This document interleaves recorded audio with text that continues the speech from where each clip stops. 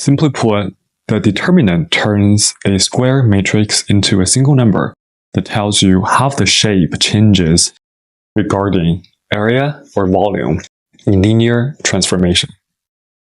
This video won't go into how to compute a determinant using Laplace expansion. We'll focus instead on the geometry intuition behind determinants. It's worth noting only square matrices have determinants, and the determinant is a scalar, so it's just a number. That number can be positive, negative, or even zero.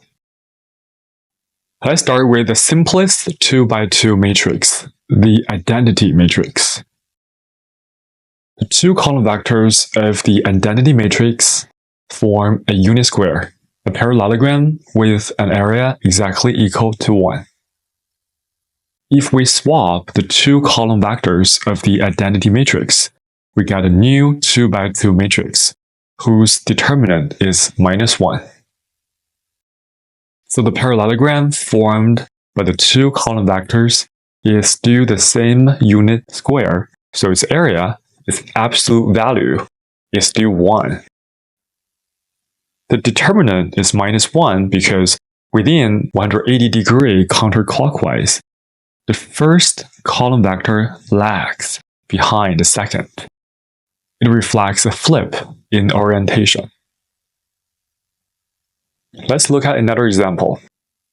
Say matrix A is a diagonal 2x2 matrix with equal entries on the diagonal. Its column vectors form a square with area of 9, so its determinant is 9. Now let's try swapping its column vectors and recomputing the determinant. If matrix A is still a diagonal matrix, but with different diagonal entries, then its shape becomes a rectangle. The area of this rectangle is simply length times width. In particular, if one of the diagonal entries is 0, the parallelogram collapses into a line segment. Its area is clearly 0, and so is the determinant. So in general, for a diagonal matrix, its determinant equals the product of the diagonal entries. On the screen, for this upper triangular matrix, the first column vector lies along the horizontal axis. It's the base of the parallelogram. The height is given by the second diagonal element. This example shows us the determinant of an upper triangular matrix is also the product of its diagonal entries.